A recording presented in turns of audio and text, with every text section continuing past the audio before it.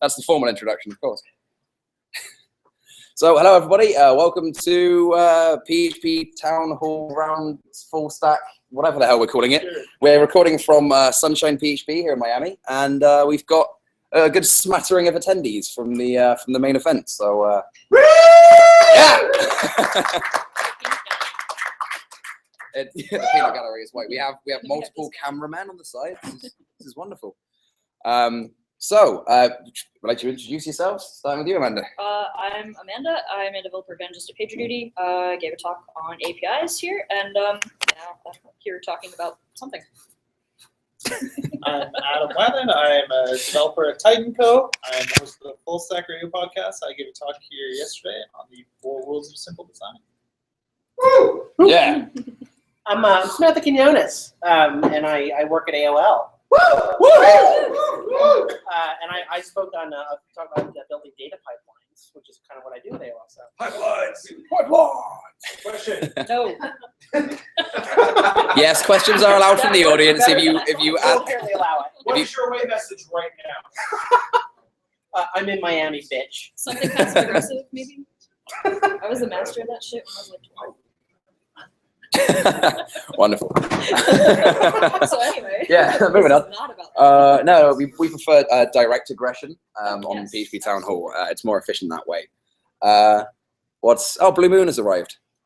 It's a new nickname for Frank. Yeah. So today, it's a couple of topics we're going to talk about, and one of them is podcasting. Now, we have an incredibly professional podcaster up here, and also Adam joining us. So, Adam, would you like to talk to us about your podcast? What got you into doing the Full Stack Radio? So one day, I decided that there was someone that I wanted to have a conversation with that likely wouldn't talk to me if I just messaged them. It was like, hey, will you talk to me on Skype for an hour and answer my questions? But if I have a podcast, I can invite them on the podcast. So I did that, and it worked out great, and I've had the chance to interview lots of really intelligent and exciting people because of it, and it's a totally selfish thing, and I don't really give a shit if anyone ever listens to it. That's the spirit. Yeah. Seems to be working out, right? Like you managed to get some sponsorship. They do it on a per episode basis. Yep. So I've had 2 different sponsors on the show. Lyricasts is sponsoring it currently, which has worked out great because it's a service that I use all the time. But yeah, I try and do it every 2 weeks. I try and keep the production quality high because I used to record bands for a living, so I kind of have a nitpicky twitch that prevents me from putting up things that are complete garbage. But We do not suffer from that on PHP Town Hall, which is very convenient because we just get them out nice and efficiently. That's cool. So how do you work out who you're going to talk to? How do you pick guests to get on? Yeah, I mean, I have a Trello board, and I keep track of anyone who I think of and just keep them on there, and then usually I just cold email people, and they usually say yes. Some people say no, but for the most part, people are willing to do it. So I've only had maybe one person actually say no, and then a couple people just never get back to me, which is kind of the only way you can say no without explicitly being an asshole, but kind of actually being more of an asshole. I don't know. But yeah, it's worked out okay. Name the names. But yeah, no, it's been not too bad. I'm starting to run out of people to bring on the show, honestly. So if anybody out there has anyone that they would like me to interview, let me know. Well, a great way to do it is just, hi, I'm Adam Wadden. I'd like to add you to my personal LinkedIn professional network. Also, do you podcast? That's awesome. What is your experience of podcasting? We're going to start one soon, hopefully. Yes. Talking about that for months. Yeah. So maybe starting. So I have never actually done one, but I sit on a lot of them. People invite me to make words for whatever reason. So that's pretty much my experience with it. To the point, it was so common for me to be on podcasts that I actually bought legit equipment to do it, and then never did a podcast. So. Yeah, that sucks. Irony. Yeah, we have these wonderful microphones provided by Cal Evans, and they are stellar. Hopefully, you can actually hear us this time. For those watching on the video, hi, I am the hand on the left. There we go. Yeah, we're going to throw some Nomad signs in here. And thank you very much to Adam for letting us do this in one of the spare rooms at SunshinePHP. So, yeah, the hand thanks you. He's in the back doing work. Right there. Yeah, he's actually doing real work. Doing stuff. Yeah. I think he wanted to get the logo out of the background to make it seem like this wasn't an officially condoned event. That's what's going on right now. Samantha, what have you been on many podcasts? What's going on with that?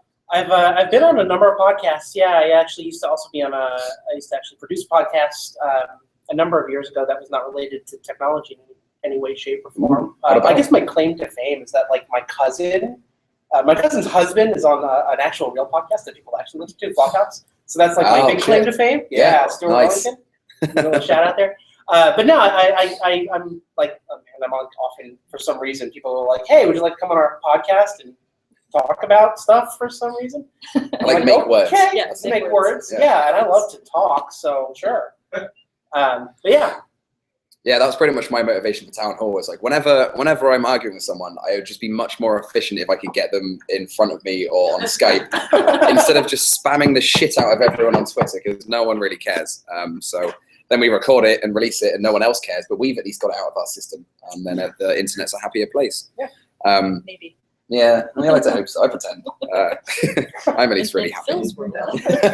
Problem solved. He's a prick. Yeah, that's wonderful. Who has an awful story of being on a podcast that wasn't this one? Does anyone have like a really awkward podcast? I did have to suffer through Ben Embens. Oh, that's awful. I've done that 46 times. I'm really glad I missed that one. It was episode 45 API Mad, 44 API Madness, I believe. It's a good episode. Check it out. Sure. Yeah, we're talking about APIs a whole bunch. Oh, we've got multiple angles. This is great. Oh, actually, yes. So what's amazing about the video, if anyone's watching it, is it looks like Adam's head is really small and we have a massive microphone. It's like a baby just right like this. Anyway, I swear we had topics for this podcast. We were going to talk about the fig, everyone's favorite conversation.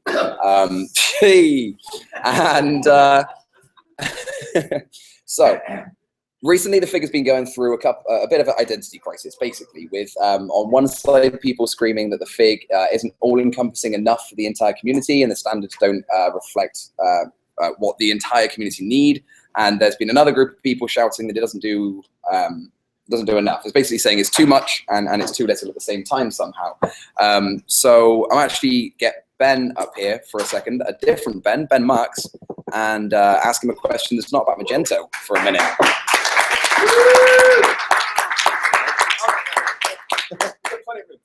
Yeah, take a seat. Okay. So I'm here to talk about Magento. Oh dear, we've been tricked. So Ben is one of the newest members of the PHP Fig. Hello, I don't know if they've seen this face. It's okay. Oh, so Ben is one of the newest members of the Fig, and he's lovely. He's very nice. Not a member. You're not a member. I thought you were applying to. I applied, but I don't think I got voted in. No one told me. Oh, that's sad. Okay. Well, it's because they had an identity crisis like right at the time I applied, which just makes me doubt some things. Oh, I thought you got in. But anyway, check the mailing list. Someone tally it up quick. Ask Michael Cullum. He seems to know everything about this. Regardless, you've been showing a interest in the Fig and getting involved, and as a newcomer to the mailing list, I've only had a little bit, seriously. 2 days of being sober, that's what happens. As a newcomer to the mailing list, what's been your experience so far? Like, what interactions have you had? Well, so I see a lot of good things happening. I see a lot of great things happening, and then devolving into really granular. It's sort of basically that there's productivity, and then there's sort of minutia, and then there's something below that I wasn't aware existed until it's really hard. You get really smart people that are very dogmatic and opinionated, and they hash things out, and then sometimes they sort of the hashing it compounds. Yep. And we end up in this sort of exponential level of hashing that ultimately. We end up sort of back where we started with nothing accomplished, which is not to say that it's an easy task to come up with, at the same time, come up with things that we think work for a lot of people, and basically the ways that a lot of things can work together. So, like, not to talk about Magento, but like, so literally, Magento 2 was really tough to get out the door. If you look in our core, which is not here, it's on GitHub. But if you look in the core, like there are a lot of things that we didn't have to do because lots of people out there in the community are doing them. And not only are they doing them, they're continuing to maintain them. And they all work together because guess what? The Fig exists. PSRs exist. So like that's what we really, I think, need to focus on as the core mission of whatever the FIG either continues to be or changes into, is this idea that if we're working together, it's basically at a meta level, the ultimate don't repeat yourself across the entire community. And that's pretty amazing. So hopefully we can get through the current stuff and figure out, whether I'm just there participating or whether we can just have our voice. We've got lots of really smart devs. Most of them are in the Ukraine. A lot of them are also spread out in the States. And the nice thing is with these great projects is you've got a lot of people who know a lot about their domain, and through through each individual project, they can share their voice. Yeah. Samantha, you are interested in getting involved with the FIG as potentially one of the secretaries. There's a new secretary role coming into play, which is basically a group of 3 kitten herders, as I've heard it called. Yeah. But Rabid kitten not your herders. words. So tell us about that and like why you're interested in FIG secretary stuff. I think the FIG has a tremendous amount of potential, and I'm one of those people that think that the FIG should be expansive rather than minimalistic. Because open standards are good. I think like all of us who work in the open source world know that standards are a force for good.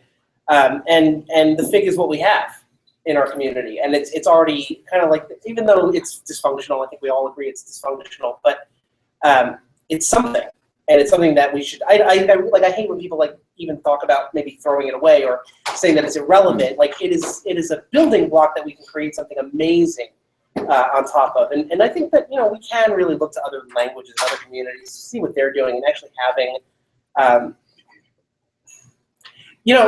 It's called the Framework and Interoperability Group, and like I think the age of frameworks in PHP is largely over. Yeah. Frameworks are becoming less important. Libraries are becoming what's more important. So it becomes then just a code interoperability group. And when you talk about code interoperability, what are you talking about? You're talking about open standards. You're talking about common interfaces. You're talking about common approaches to solving problems. So that's why I feel like the FIG at least can be something. I mean, it already has been something really incredibly important.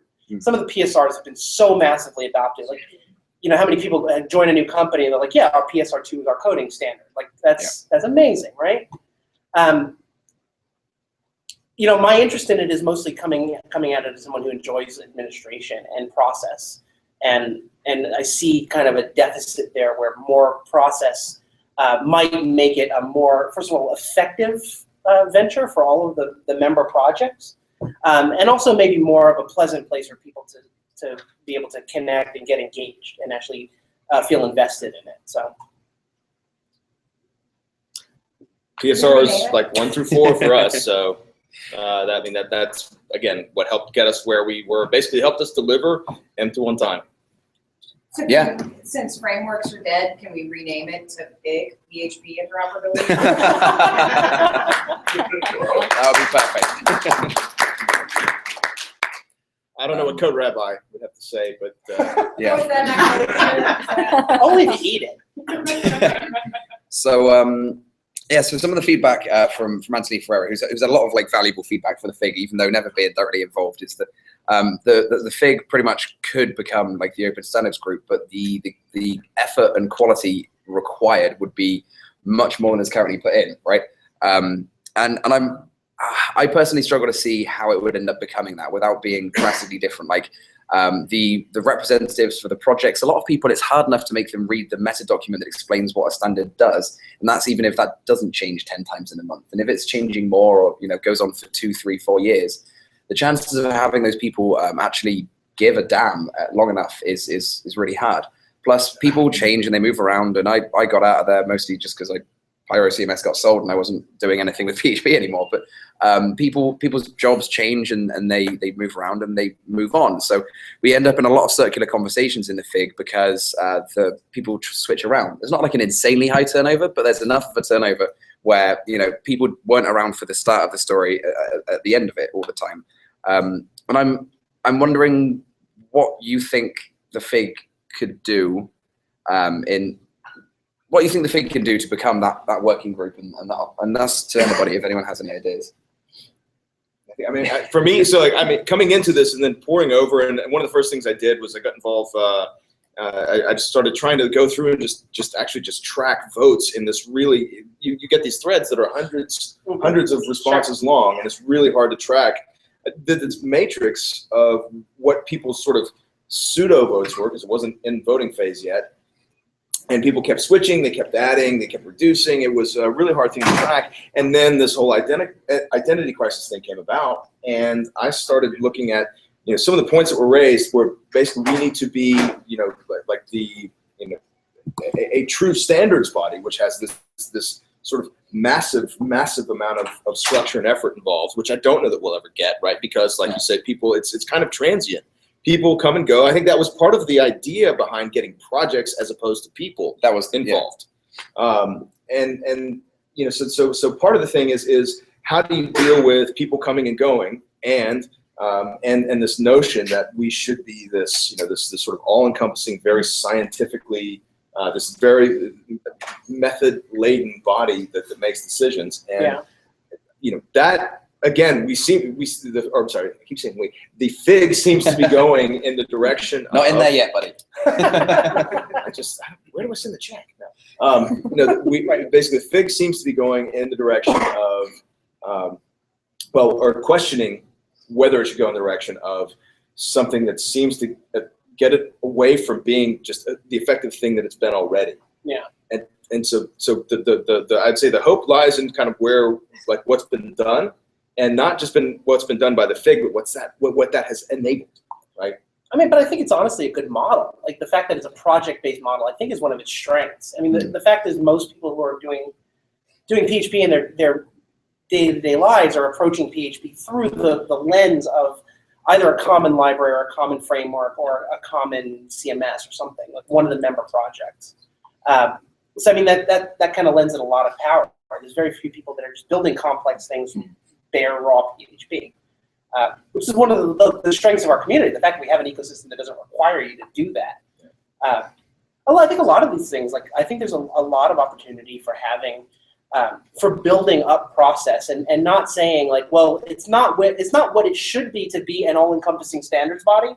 So let's ignore the idea of being an all-encompassing standards body. Like, we have a great start. We can start. Hold on one second. There's a question coming in. There's an applause sign. Jeremy has an applause sign that he's just raised. Okay, now I understand. Woo! Yeah. So I mean, I don't mean to pontificate on it, but I really feel like there's this tremendous opportunity that the FIG has to make a real difference in the way that our community continues to evolve. It's a good sign that our community has come to the point where we need a body like the FIG.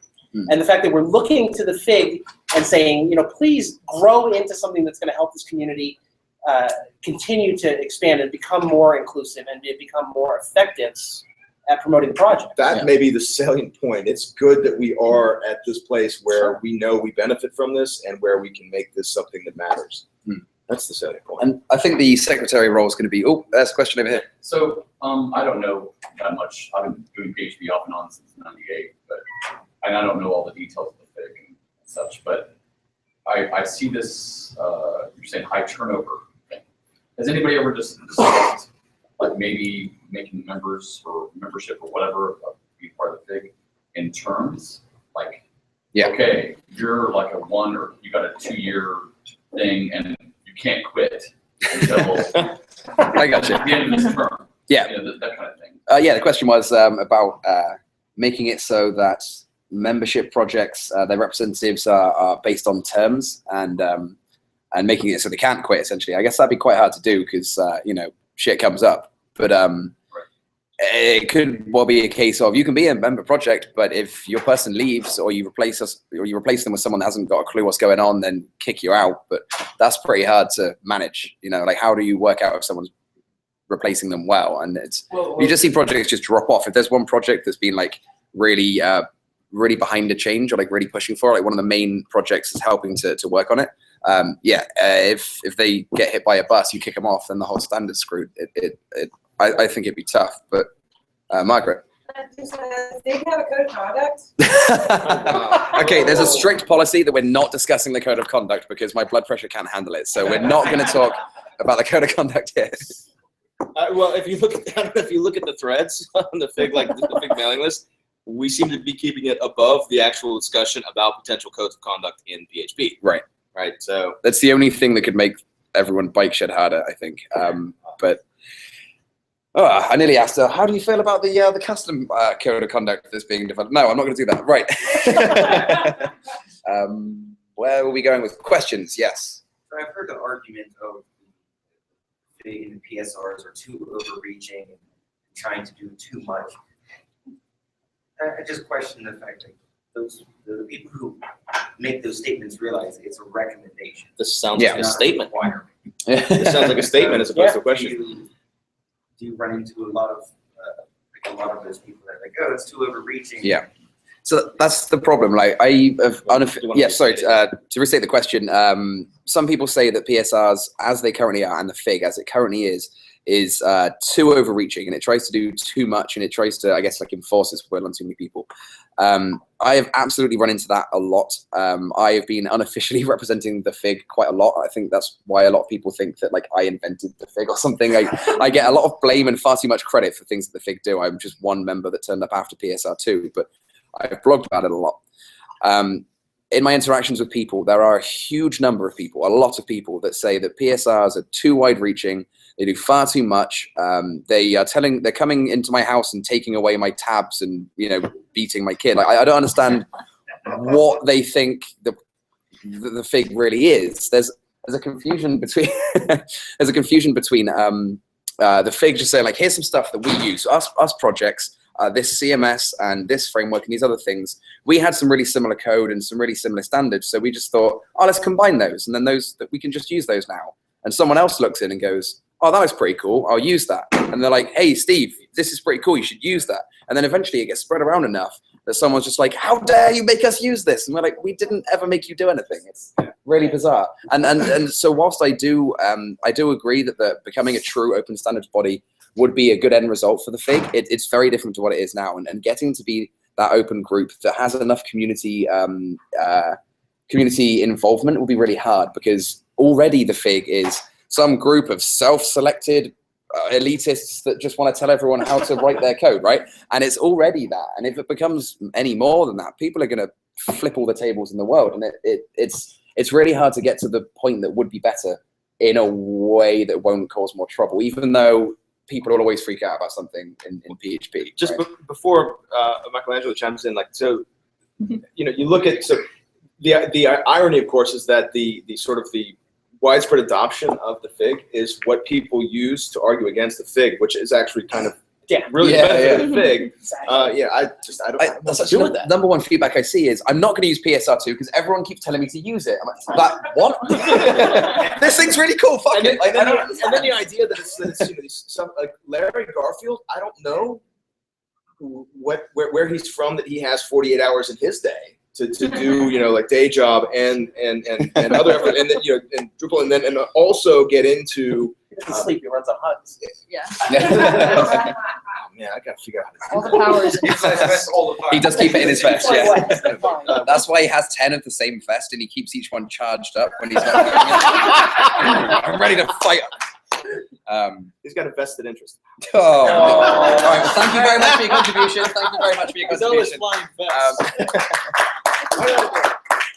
Michelangelo. Yeah. Well, I think that Matthew said it correctly, where he said, well, the Fig is basically to provide interoperability between projects. I mean, every project, big or small, has to face some common problems.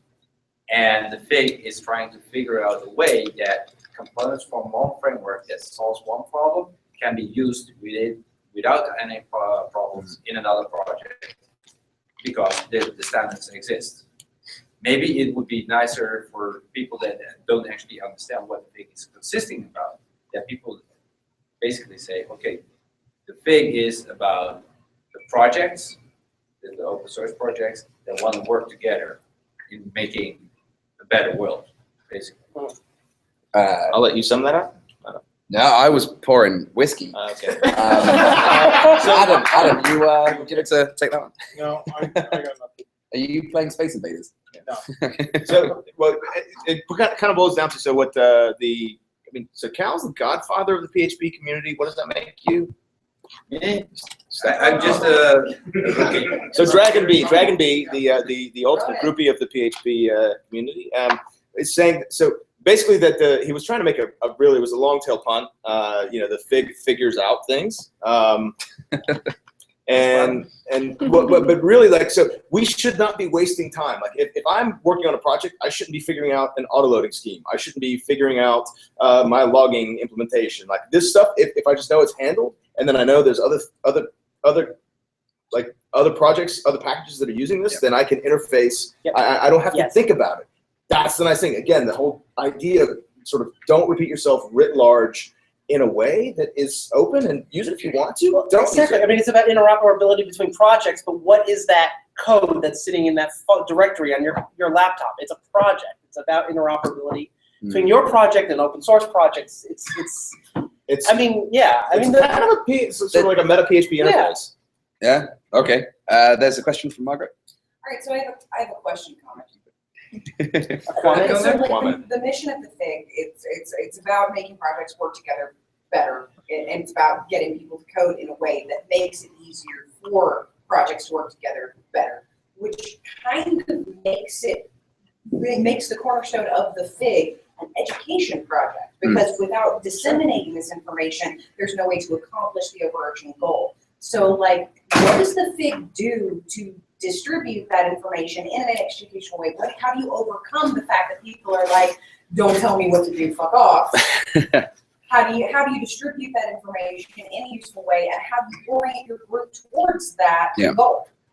Yeah, question, very short summary, was kind of the FIG is doing a lot of things, and then it needs to educate the rest of the community about it. And how does it, if it's pointless if we're not educating the community about it. That's the role of the user groups. I mean, the FIG decides on, we decide to get up behind the mic. If anyone wants to talk for more than a couple of seconds, use the mic. I'm going to give up my chair. Swap them out. Swap them out.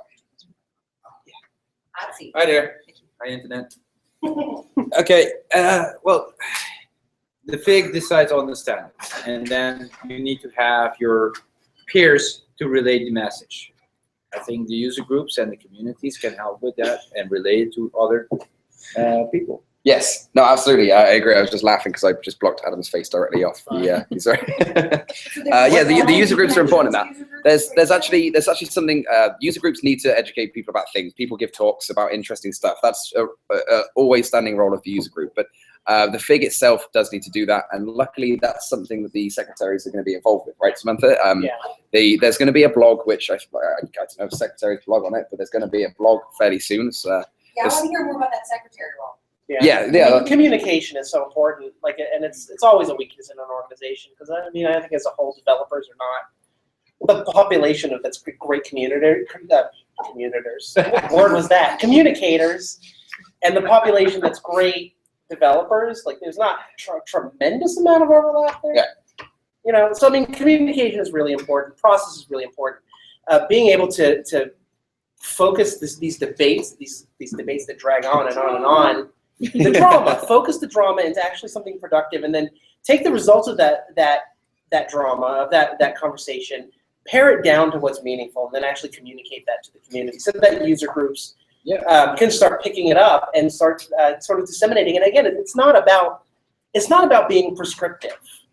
Like, the reason that PSR4 and PSR0 are so widely adopted is just because they were great ideas, not in their actual implementation. You can find holes in the implementation for any of these things, but because it was a great idea to actually just pick something and do it. It's the same thing with PSR2. Yeah. So you can make arguments maybe about some of the other PSRs that they're a little too specific to one specific area, but not every PEP, every Python enhancement. Yeah, I mean, not every standard is going to be applicable to everybody's project. You're going to have things that are like PSR4 that affects basically every PHP project, modern PHP project in the world. You're going to have ones that, like maybe the caching PSR, I hate to pick on that one, but that's not really going to affect much. No, but that's absolutely fine. It's not about like deciding how anyone's going to implement their application. Just saying, let's have a common language. If I say that our company uses PSR2 as a standard, It means I don't have to have a 90-page standard document about how to write your code. Like it's all about. It is in a way. It is in a way about facilitating communication by defining terms and then making those terms public and letting people comment on those terms, vote on those terms, understand those terms, and then make a choice about whether or not they want to accept or reject them. Yeah, that's a much better approach. I feel like at the moment people don't know enough about why things were done, how they were done, what specifically was done, and what that means. And so their immediate reaction is to just pick up their keyboard and just start screaming into it as loud as they can. And that, unfortunately, is reddit.com. But Margaret, did you have another question? I'd really like to hear more about the secretary role, because I have heard this about it peripherally from people who are interested conceptually, and they ask me questions as if I know any fucking thing about it. Like, Right. and the number one question that I hear is, do you need to be a member of the FIG, or can you be a member of the FIG in order to be a secretary? So what is the role? What are the requirements? What's this all about then? FIG secretary role is, I guess you've looked at it more recently. They asked me to have a quick look at that, and I said, no, I'm not getting involved, and I ran away screaming and recommended people that I thought would do a very good job. So essentially the idea behind the FIG secretary role is that there will be 3 administrators who serve 2-year terms. They're somewhat overlapping, so you're always having this. Once the first secretary serve their term, there'll be like an influx of new blood over time. The idea is, so in order to serve as a FIG secretary, you can't be a FIG member. Right, you cannot be. Exactly. So the idea is that these are roles that are purely administrative, communicative, and non-partial. They don't have a voting interest in any of the standards. And the idea here is to actually just to moderate, to implement process, to make sure that process is being followed during the discussion and voting periods on different PSRs. Yep. Really, it's just to just kind of, this sounds terrible, to be the grown-ups in the room and to make sure that the conversations are productive and moving towards an end that will eventually result in a vote that means the FIG either adopts a standard or doesn't adopt a standard. Right, yeah, because we've definitely seen it happen, and it's happened with me. Sometimes you kind of get locked into it, and you're just having this, fight where, like, my point, your point, this thing, that thing. You get kind of lost in the midst of point by point and various people, and then even after that, the same person who was just in a massive argument can make a really solid point. You're like, fuck him, and it does. The FIG ends up with a lot of that sort of stuff, and luckily it's got better over time, I believe. But that can cause problems, and having like you say it in the room, and that's pretty much exactly right. Like, without meaning to be patronizing, like having someone that isn't in there, there's no ego involved, there's no nothing. It's just like, hang about, let's sort this out. Is going to be really important. In the same way that like the FIG's bylaws really helped it out. Before, it was just this like 9 people randomly on a mailing list that met at a conference, which was a great start. But then as it grew, it's like, we need more bylaws, we need more rules and standards, instead of just kind of like arbitrarily doing crap and seeing what happens. So does anyone have any more comments on the FIG before we wander off to a different point? The bartender is once again, Jason was nailing it being a bartender in the hot tub yesterday evening. He had about 25 different spirits available, and he's once again supplying the Tito's. There we go. Why am I literally the only person that brought mixer as well? Never mind. Okay.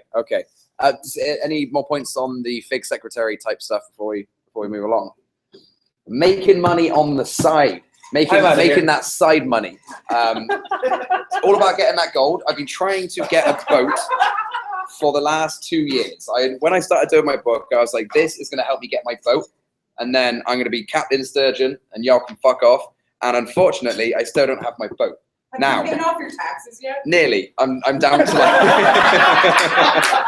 Yeah, so it turns out if you don't pay taxes for an entire year, the IRS get really shitty about it. So, yeah, mostly gone. I'm down to like 5%. I'm pretty happy. So no boat for me, and my taxes are horrendous. Deportation sucks, and so I've been doing what I can to make a little bit of side money, and I've always been that person that would like never put adverts on my blog, right? I'd never put ads on there, even when it was getting some traffic. I didn't want to have AdWords in the corner or product placements, and I'm generally against that sort of thing, but had to make a bit of money. So in the past, we talked about the ridiculous made in production t-shirt selling website, right? And I told a few people the other day, the first time around, in the space of 5 months of me running around carrying boxes of t-shirts to the shipping, to the goddamn USPS post office in Brooklyn, which is literally where hell is. In 6 months of that, we lost $200. What's happening over here? Can you not do that near my laptop? That'd be A plus. Right. So like, so some side projects make a bit of money, and sometimes it's a bit of a waste of time. But some people do freelance work, and some people do other things. And I generally try and avoid freelance work whenever I can because it just does my head in. But what do you, Adam? You talking a little bit about like you've got a side project going on at the moment. Yeah, I got so I have a SaaS app that I put out a few months back that actually automates PSR2 code review on GitHub. So if you open up a pull request on a project, it'll kind of analyze it for style guide violations, filter out any violations that aren't on lines that you added or changed, and it'll just comment on them like someone on your team would. So we found that historically it's hard to get people to like run linters in their build process, especially when you bring on contractors and stuff like that on the team. And we'd end up doing code review, and it would like devolve into basically just style guide checking or checking like pedantic crap that doesn't matter. And once you like get into that mentality of just like looking to make sure brackets are in the right place, you stop looking at like, you know, how this thing was implemented as a whole and trying to figure out, is this the right approach to solving this problem? So the goal with it is just to try and figure out ways to automate as many of these like little nitpicky things out of the way as possible, so that people on your team that are doing real code review don't have the opportunity to let it devolve into like worrying about pedantic crap, and focusing on higher level stuff that only like a real developer can comment on. So it's called Nitpick CI. It's at nitpickci.com. With or without the dash, both will work. I hear the inspiration for this service was providing Graham Campbell as a service. Yes, it's Graham Campbell as a service. So I was actually thinking about implementing a Graham Campbell mode where instead of actually telling you what like the issues are on each line, it just says CS.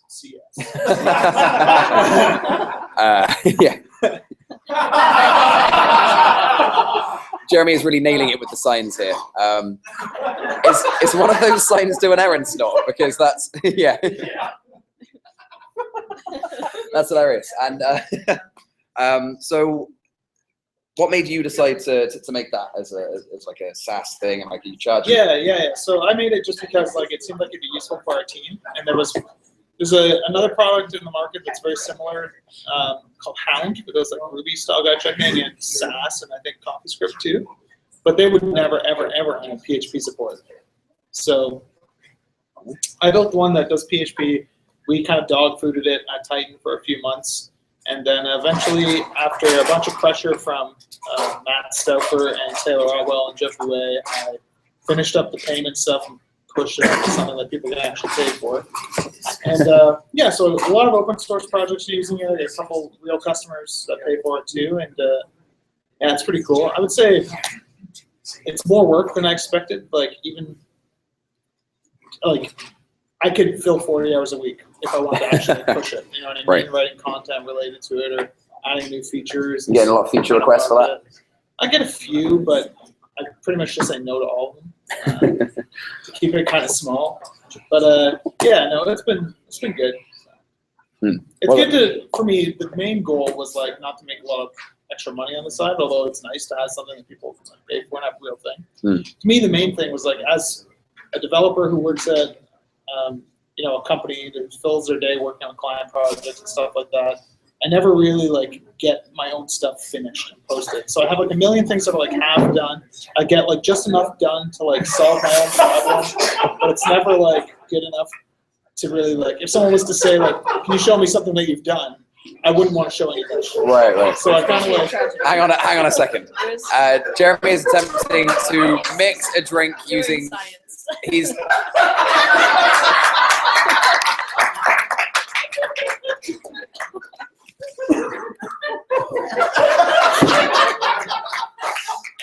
there we go. I'm just gonna keep it pointing this way because this is just all much more interesting. This angle up, all right? Just a little bit. A bit more. That's the secret right there. Yeah, with the forehead involved. Yeah, so we're just gonna keep it pointing out that way. Yeah. people can swap between audience cam. There we go. So wonderful. Look at it, everyone wave. What the fuck were we talking about? I have no idea. I was saying main goal with that side project was just to get something finished that was polished enough that I could put up on the internet and be like, finished the video. So. Okay, sit the fuck down, Jeremy. Sit the fuck down. I'm sorry you're not on the episode this time.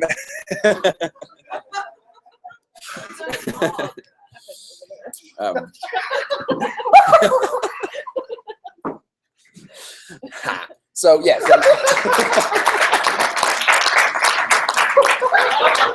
It's okay. We'll just edit all of this out. It's fine.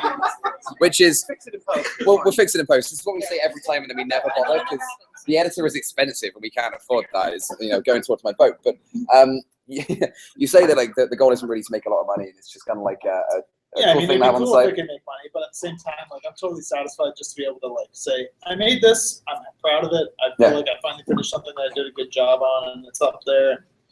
Whereas most people, and me myself for years and years until this, just had tons of shit sitting in some dev folder on my hard drive or on staging service that no one could look at, that no one could do anything with, and I never had anything to show to say like, hey, I actually can build software.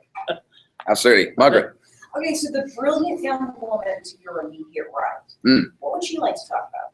Oh yeah, I was about. She just hasn't talked in like a really long time. I So just want to hear the sound of her voice. Literally the next question. That's how I make my money, just lurking. Absolutely. Okay. Who are you again? I don't know who. Why are you? I don't know. Call me whatever. Absolutely. It's fine. So your little side project is you are trying to compete and write a book about APIs. Yeah, How dare you? There can so- be only one book about APIs. So you see, so we've kind of reversed this. Your book is using PHP, and Yeah. mine is going to be using Rails. Oh, very yeah. nice. So we can kind of one up each other. Yeah. Yeah. So I accidentally started writing a book, and it seems like a great idea at the time.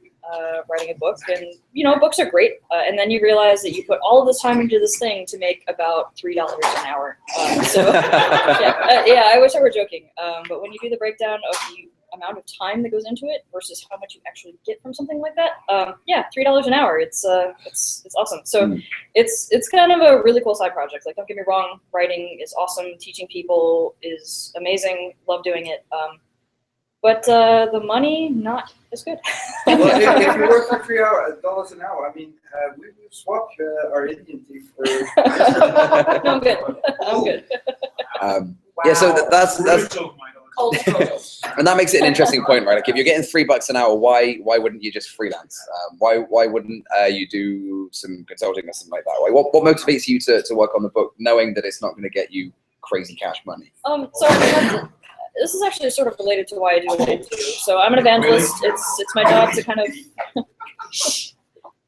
quiet, silence Don't when make we're me together. get up. So she's about to lay the smack down. So I'm saying.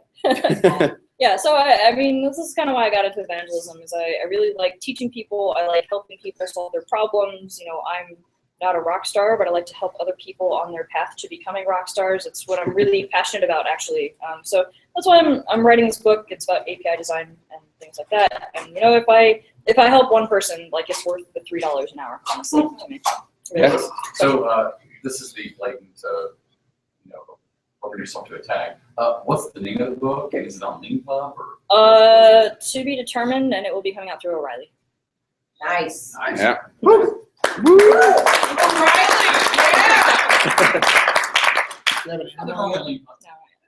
So if you're looking for an editor, I do make a little. My side dash is editing books for a while. So yeah. Dude, I've done that. And you know how I much had they tech take for that. edited in O'Reilly. Yeah, just to Oh, say- really? Pretty sad. Very nice. Davey Pretty sad. Shatnick's PHP 7. I Ah, tech edited that for O'Reilly. well So, played. Great story about that.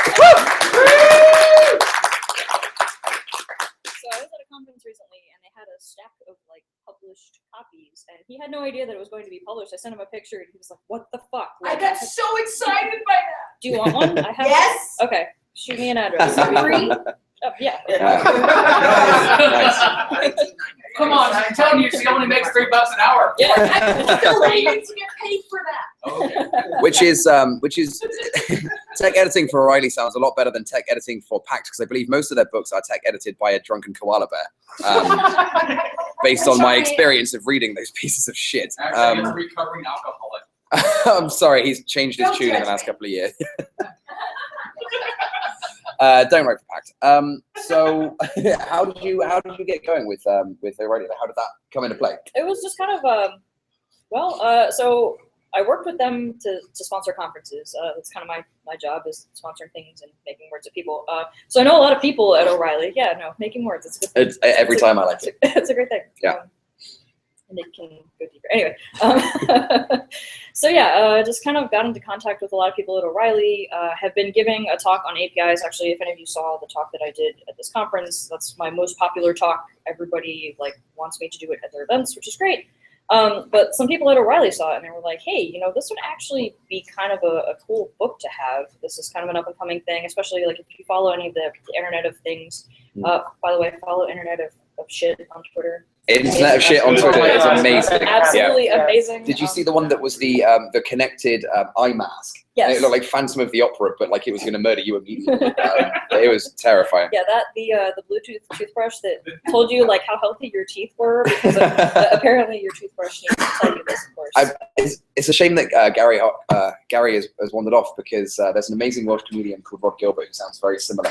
And anyone has seen this comedy set? The only other Brit in the room knows this one. And he just has a whole set about how his wife bought him this £100 £100 toothbrush, and she's like, no, it's worth it. It's got a computer on board. He's like, why would? Oh, okay. I guess I can move all my files across. Does it do Word? Does it do PowerPoint? What's it got on there? And he's like, no, it tells you how many times you brushed your teeth. And he's like, I fucking never had a problem with that. but it tells you when you can replace it. He's like, I'm not a fucking scientist, but when it goes a little bit floppy, I go, fuck it, I'll get a new one. Most of this shit doesn't need help. It's shit, yes. So we're allocating IP addresses to bullshit. Yeah, I feel like the tech community went, we've moved from IP4 towards IP6. We have loads of IP addresses. Challenge accepted. Except that nobody has moved to IPv6. Wait, hold on, that was important. Nobody has moved to IP6. Yes. That's true. Because it's a fad, remember. If you're not following it already, the Twitter account, Internet of Shit, is absolutely gold. Yeah. Yes. Further recommendations to follow twitter.com/internet of shit. There you go. We have one more for them. You will not be disappointed. What were we talking about? I don't remember. So yes, IPv6, use it. It's good. Talking about how you got involved with the O'Reilly staff and something they're saying is very up and coming. This is all the new stuff. Yeah. So someone was like, I'm glad someone is. Question. Take questions. Yes. Yeah. So from the talk that you get in the conference Yes. to going into a book, Yes. what was the process you went through to take it from a talk into a book? Um, Surely this is going to happen quite a bit more. Yeah, so what was the process going from a talk to a book? So some O'Reilly people saw this talk that I had been doing, and they were like, hey, that'd be a great book. Why don't you pitch it to us? And so I did, and we're kind of going through some of the outlining processes right now. So I kind of took the talk and was like, okay, so the talk, if you haven't seen it, it's very, very high level, REST concepts. But how would we go from taking someone through those concepts and going from zero to API in a book? Just a very simple kind of thing. So I kind of had to take the talk, cut out some of the stuff that maybe was not super important, and then kind of expand it into an outline. And it was actually pretty involved. The process from the pitch until actually getting confirmation that they wanted to do it was about 6 months. So it's Wow. a very, very involved process. It took a lot 6 of months with no boat, 0 boat. Yes. That So, sucks. so how many hours did you spend before they said, okay, we're going to pay you for this? Approximate, At least 20. Just going through the talk slides, figuring out the information that was important, the information that wasn't important, how we would approach this. We waffled over what technology would be used. They were very much against PHP. They wanted me to use Node, and I was like, why don't we meet in the middle? I will use Rails. So that's kind of how that went down. But no, it's actually, everybody involved in the process has been great. There are some very, very smart people working there, and they're very thorough, and it shows that they actually care about what they're doing. There's a question over here, and then I was wondering, how was it living for 6 months on $3? Yeah. so I haven't actually made any money yet, so I will let you know. But luckily, she still has the other kidney, and the sale of Yes. the first one was really good. Selling the liver, by the way, but I'm kind of in the middle of punishing it. Gently loved liver. Selling movie. Yeah. Yes. Is there a cute animal on the cover, and did you get to pick it? So TBD. We're not sure there's a cute animal or not for those listening at home. Maybe a cat. So I don't think I've ever actually seen like a house cat O'Reilly book. I've seen like cougars and sorts of. Yeah. So a little bit of fun trivia. Apparently, they found like some drawings of all these animals from like the 1800s, and they used those for a while, and then now they have artists that recreate new animals. Yeah. So like the animal thing happened on accident for O'Reilly, as far as I know. Well, they have mollusks and stuff. They could have like some. Yeah. I feel bad for the person who has the snail. There is somebody that legit has a snail, and I want to say it was like a some sort of messaging queue thing or some database thing, something that like should obviously not have a snail. Snail MQ, yeah, it's the alternative. Yeah, yeah. the messages will get there eventually. Maybe. Doesn't matter. Yeah. So Adam, throw him back to you for a second. Sloth MQ, wonderful. Adam, throw him back to you. So one of the interesting things about this stuff is tally ho, Adam.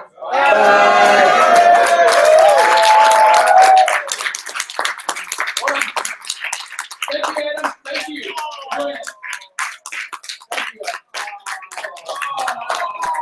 Bye, Dad.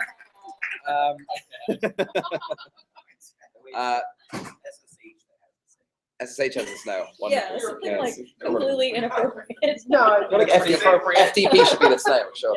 Like a dead snail. I don't know. So Adam, throw it back to you. So an interesting thing with these side projects is that they go through this interesting transition where basically you have an idea and you start working on it, and then it takes a while, but you launch it and there's things out there and nitpick, CIO or whatever's going on. Madeinproduction.com, any of these things, they have this weird state where they're like a pseudo company, right? It looks like it's a company, but it's just some shit that I put on the internet, right? And everyone that's giving me money is super trusting right now for that thing. But so you kind of make this thing, and you're just like, I'll see how that goes, and you put it online, and it's a really interesting transition. As you don't want to like go and register a company every time you have an idea, because that gets really expensive. And been fined a few times for forgetting to file taxes for companies I forgot I had in England. So it is a problem. But you go through this interesting stage where you have an idea, it's not quite a company, and it's just this thing. Like, have you thought about that much? Like, do you think about like taxes or money or like where that goes? So I am just doing it as like regular income that would come in from like consulting or anything like that, and not worrying about it too much. But yeah, I don't know. I have the same feelings as you. Like, what are you supposed to do? Like, what's the threshold where like, okay, all of a sudden I actually have to do something proper now? You know what I mean? So I make an effort. Like, I don't try to like hide the fact on the website that it's like just me. So if you look at like the FAQ and the answers to the questions, none of it say like we are working on that feature. Right. It's like I thought about that feature, but I haven't put it in there yet. Or like if you have a question, email me at my email address. You know? But yeah, no, you're totally right about all that stuff. The other thing that I've always like not known what to do is you have things like your terms of service or your privacy policy, and you have to consult a lawyer and all this stuff. Yeah, and, like, Shopify just gives you that. You can click a button and say use the standard one. On the T-shirt website, I had to delete the part that said like you can return DVDs and books, and then I know you don't sell those. But yeah, you can copy some shit. Yeah, but but I don't know. it's hard, right? I haven't come up with like a good approach for that stuff in general. I think it would work out fine to just like take the actual revenue and report that as like personal income, like it would be anything else. But as far as like any of your like legal obligations and things like that, that's where it starts to like get a little bit more worrisome for me. It'd be cool if there was a lot of good open source resources for like there's an open source like privacy policy you can use on your site. There's an open source terms of service or disclaimers and work through an LLC. Yeah. That's really what you But in the Netherlands, you have this legal company that generates it. So you just say, oh, I want to have this and this and this. Yeah.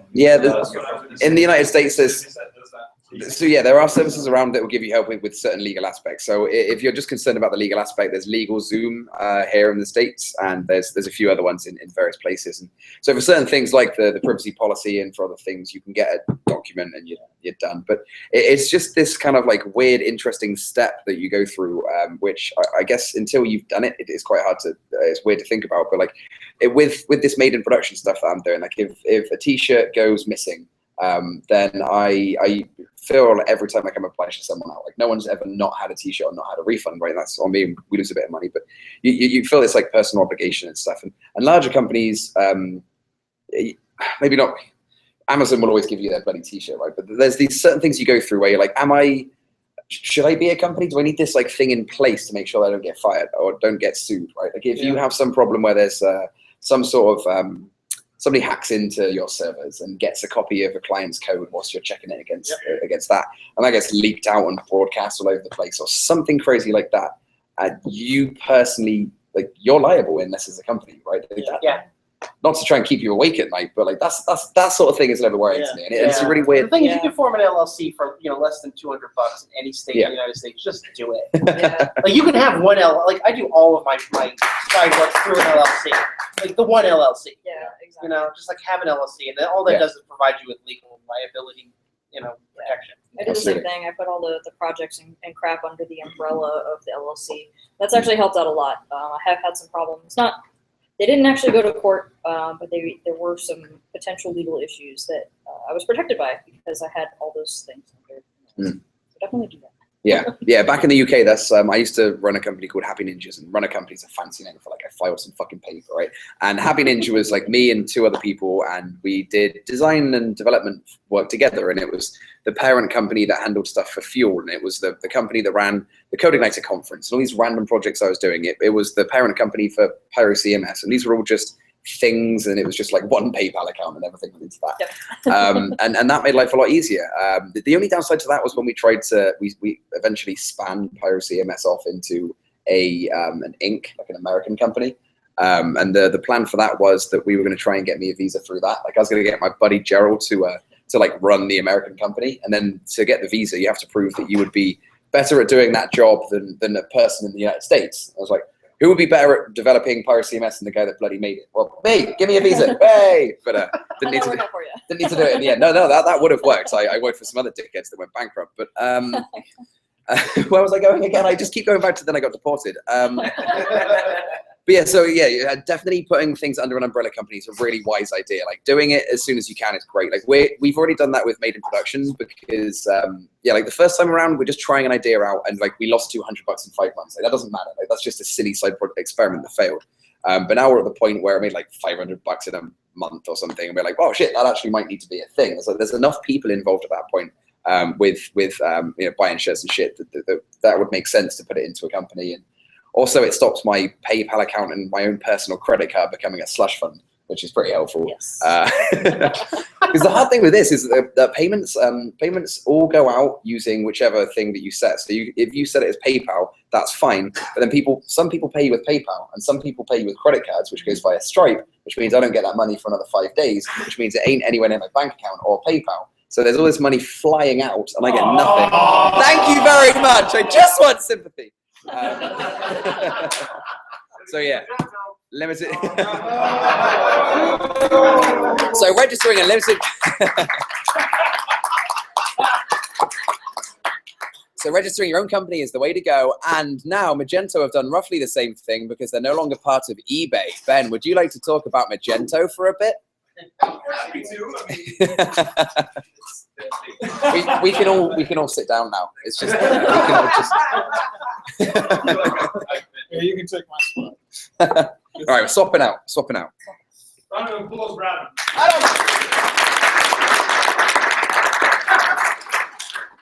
Ooh, cracking, gimme. Yeah. Instead of it, That's a good one. I'll swap you. All right. So yeah, they have been. Of course I do. So there have been some changes in the Magento world since last time. just wait, show of hands. We got a lot of people here in the audience. How many people here are actually interested in the story of Magento at this point? Just curious. All right, cool. Just 2. That's good. I think it's a little bit interesting. But I know there's a huge audience out there. Right. It's no longer an eBay thing. So just two big things.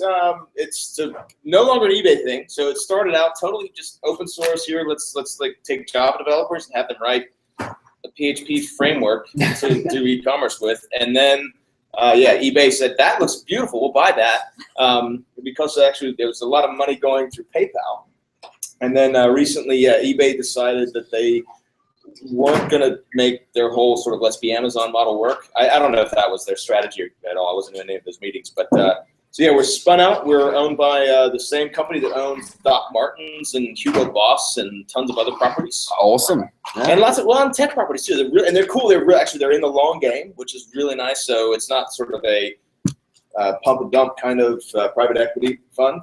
They actually.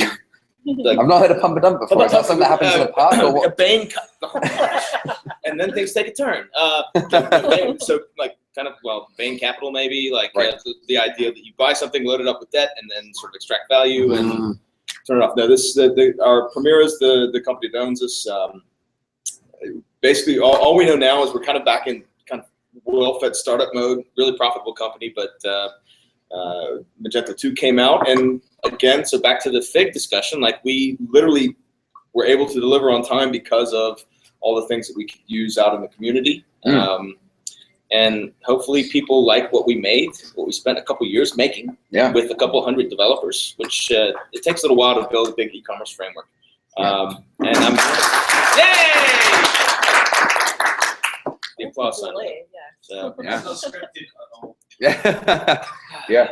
And how is Magento 2? Yes. Concerning Magento 2, in your estimate, how many man hours gone into it? So person hours. How many person hours? Work hours. Yeah. So the question was how many person hours went into people hours, or however you identify hours of development time. We may have hired some. Sentient being hours. Sentient being hours. Well, I've known some developers. Yeah. Right? As a cycle. So someone knows somewhere because we have. How many billable hours went in? Right. Yeah. Ask eBay. So no, we have a lot. We have a lot of really talented people. A lot of them in the Ukraine. So a lot of effort went into building Magento, and it wasn't just the engineers, right? It's architectural councils, it's domain experts in commerce, and I have no idea. That actually, somewhere someone knows because we all got paychecks. We have this massive Jira instance, right? So I could probably extract that data if it's important. I can find out for you. That's my job as evangelist.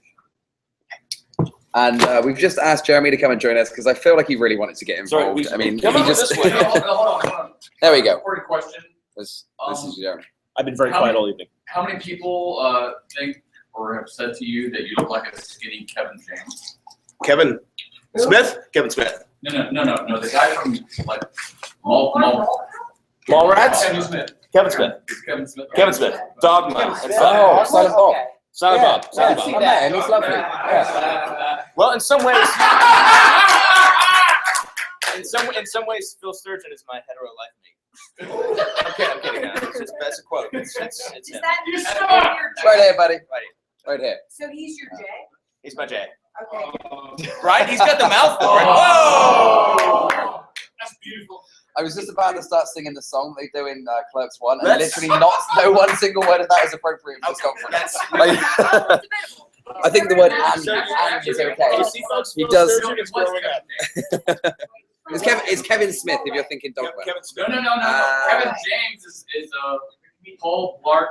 Oh wow! That's offensive. Let's get the microphone out of the way so you can see.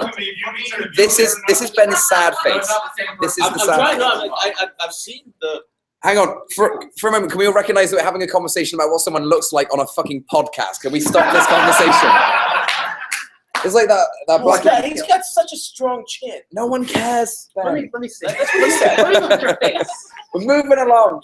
I'm buying it. I just wanted to get Jeremy on. What does Jeremy look like? Everyone listening at home on iTunes, what does Jeremy look like? Right.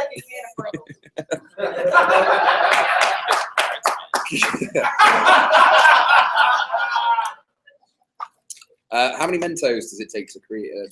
No, it's a Mentos, guys. I'm kidding. So, as we have clearly got to the point where we're running out of steam and sobriety, does anyone in the audience have any questions for the wonderful people or Jeremy on this panel? That's not Please good. don't let Jeremy do science. Do the Mentos go in? So, so I guess maybe a question for you guys. What do you think about the 2016 edition of SunshinePHP? Very good. There you go. It's all right, isn't it? And this time, no one's bathrobe came open and no one lost a tooth, so it's much, much better. Wait, what? I'll tell you later. It's fine. Good night. Get it all. Get it all, Jeremy. Get all of it.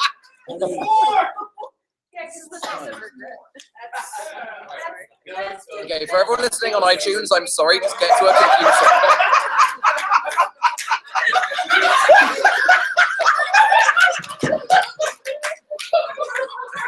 So we want to welcome to the last year of SunshinePHP.